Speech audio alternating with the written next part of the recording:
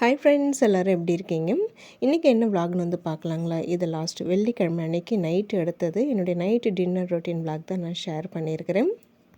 அன்றைக்கி நைட்டு ஒரு 7 மணி போல் தான் என்னுடைய வேலையை வந்து நான் ஸ்டார்ட் பண்ணினேன். நைட்டு டின்னர் வந்து மேலே மொட்டை மாடியில் செய்யலான்ட்டு அதுக்கு தேவையான பாத்திரங்கள், இண்டக்ஷன், தேவையான திங்ஸ் எல்லாமே வந்து நான் பசங்க அவங்க எல்லாருமே வந்து எடுத்துகிட்டு வந்துட்டோம்.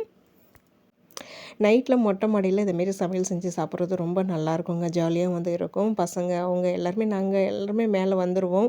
கொஞ்ச நேரம் அப்படியே கதை பேசிக்கிட்டே வந்து ஜாலியாக சமையல் பண்ணிக்கிட்டே வந்து டைம் போகிறதே வந்து தெரியாது.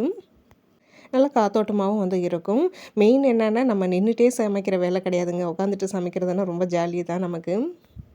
இதில் என்ன ஒரு கஷ்டம்னா, சமைக்கிறதுக்கு தேவையானது எல்லாமே எடுத்துகிட்டு வரணும். அப்புறம் வந்து எல்லாத்தையும் திருப்பி கீழே கொண்டு போகணும். எடுத்துகிட்டு வரதில் ஏதாவது 1, 2 மறந்துச்சுன்னா திருப்பி பசங்கள வந்து அனுப்பிச்சி விடணும். அதுக்கப்புறம் வந்து சமையல்லாம் முடிஞ்சதுக்கப்புறமா எல்லாம் கீழே எடுத்துகிட்டு போய் அந்த பாத்திரம் விளக்குறதுக்கு கொஞ்சம் அலுப்பாயிடுங்க அதுதான்.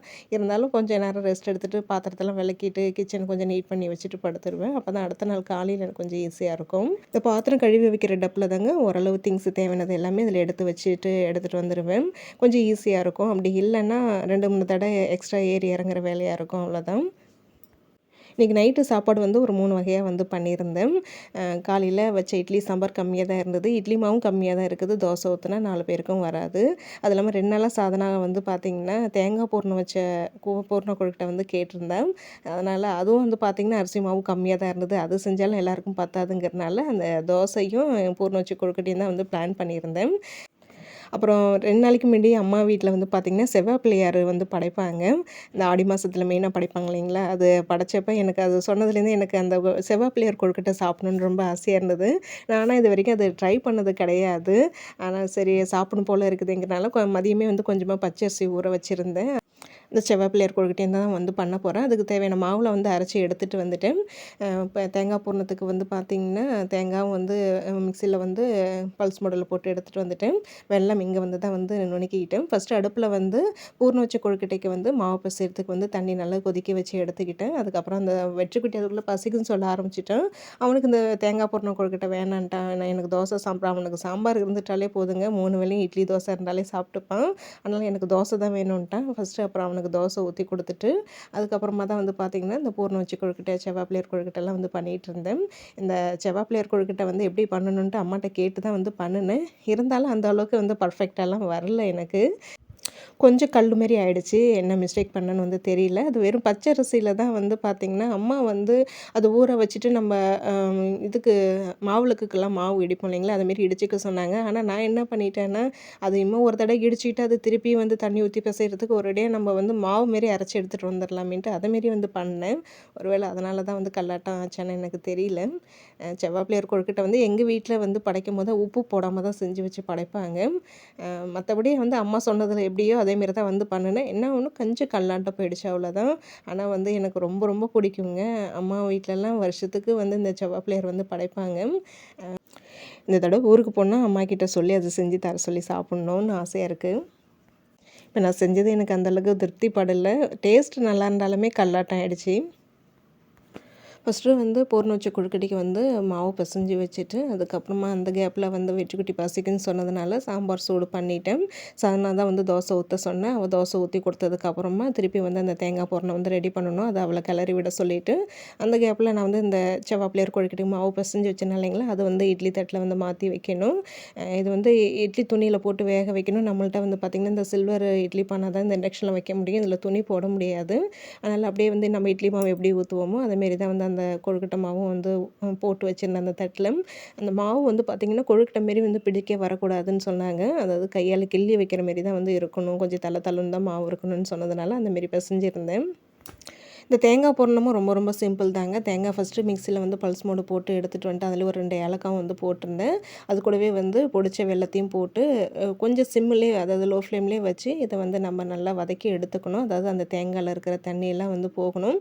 இந்த தண்ணிலாம் ஊற்ற தேவையில்ல. நம்ம அந்த ஹீட்லேயே வந்து அந்த வெல்லம் உருக ஆரம்பிச்சிடும். அதிலேயே வந்து இந்த தேங்காய் பூரணத்தை வந்து ரெடி பண்ணிக்க வேண்டியதான். அடிப்பிடிக்காமல் வந்து நல்லா பண்ணணும். நான் இப்படி தாங்க அந்த தேங்காய் பூரணம் வந்து பண்ணுவேன். இதில் வேணும்னா நெய் சேர்த்துக்கலாம். நான் நெய்லாம் எதுவும் வந்து சேர்க்கல. சாதனாக்கு இந்த தேங்காய், எள்ளு, வேர்க்கடலை இந்த பூரணம் வச்சது தான் ரொம்ப ரொம்ப பிடிக்கும். ஆனா சாதனா அப்பாவுக்கு கடலை பருப்பு பூரணம் தான் ரொம்ப பிடிக்கும். ஒரு தடவை இது செஞ்சேன்னா, அடுத்த தடவை வந்து கடலை பருப்பு பூரணம் வந்து செஞ்சுருவேன்.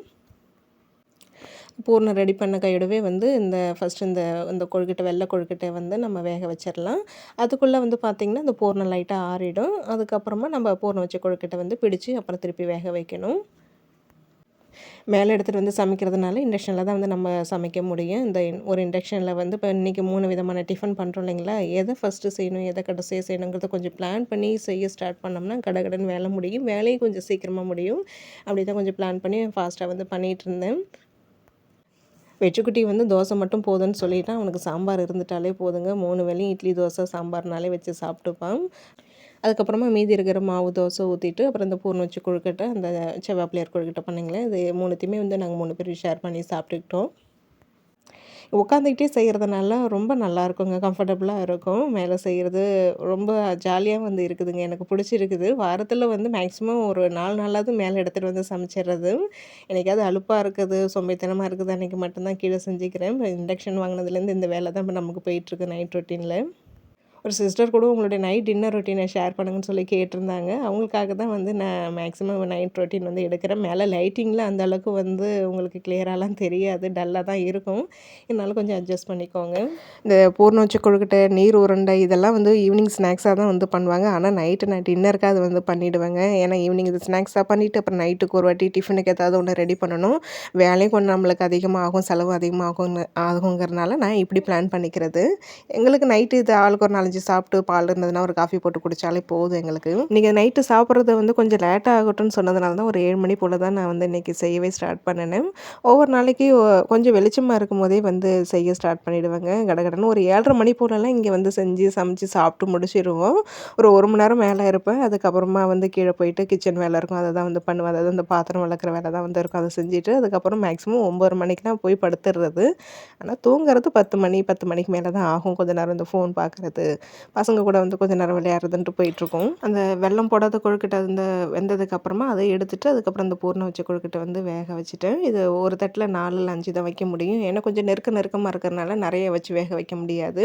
செஞ்சது கம்மி தான், இருந்தாலும் ஒரு 3 தட்டில் வர மாரி வச்சு வேக வச்சு எடுத்துக்கிட்டேன். அதுக்குள்ளே வந்து இந்த இந்த கொழுக்கட்டையும் வந்து லைட்டாக ஆறிடுச்சு.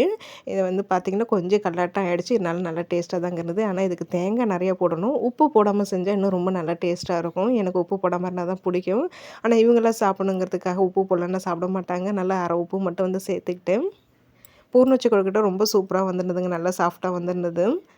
நான் சொன்ன மாதிரியே வந்து சமைச்சு முடிச்சதுக்கப்புறமா திருப்பி எல்லாத்தையுமே வந்து இந்த டப்பில் எடுத்து போட்டுட்டு அப்புறம் கீழே எடுத்துகிட்டு போய் தான் வந்து அதுக்கப்புறமா தான் வந்து விளக்குவேன்.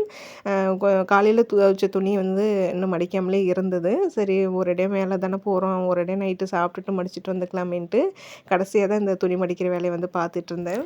மேக்ஸிமம் என்னோடய நைட் ரொட்டீனு நைட்டு வேலைகள் எல்லாமே ரொம்ப ரொம்ப சிம்பிளாக தாங்க இருக்கும். அதனால தான் நான் ரொம்ப நைட் ரொட்டீன் வந்து நான் ஷேர் பண்ணாமலே இருந்தேன். ஒரு சிஸ்டர் வந்து கேட்டிருந்தாங்க, அவங்களுக்காக இன்றைக்கி என்னோடய நைட் டின்னர் ரொட்டீன் விலாக் நான் ஷேர் பண்ணியிருக்கிறேன். இன்றைக்கி ஒரு சிம்பிளான ஒரு விலாகாக தான் வந்து இருக்கும். கண்டிப்பாக உங்களுக்கு இது பிடிச்சிருக்கும்னு தான் நினைக்கிறேன். வீடியோ பிடிச்சிருந்தா லைக் பண்ணுங்கள், கமெண்ட் பண்ணுங்கள், அப்படியே ஹைப்பும் கண்டிப்பாக வந்து கொடுங்க. இன்றைக்கி விலாக் இதோட வந்து முடியுது. நாளைக்கு வேறு ஒரு விலாகில் பார்க்கலாம்.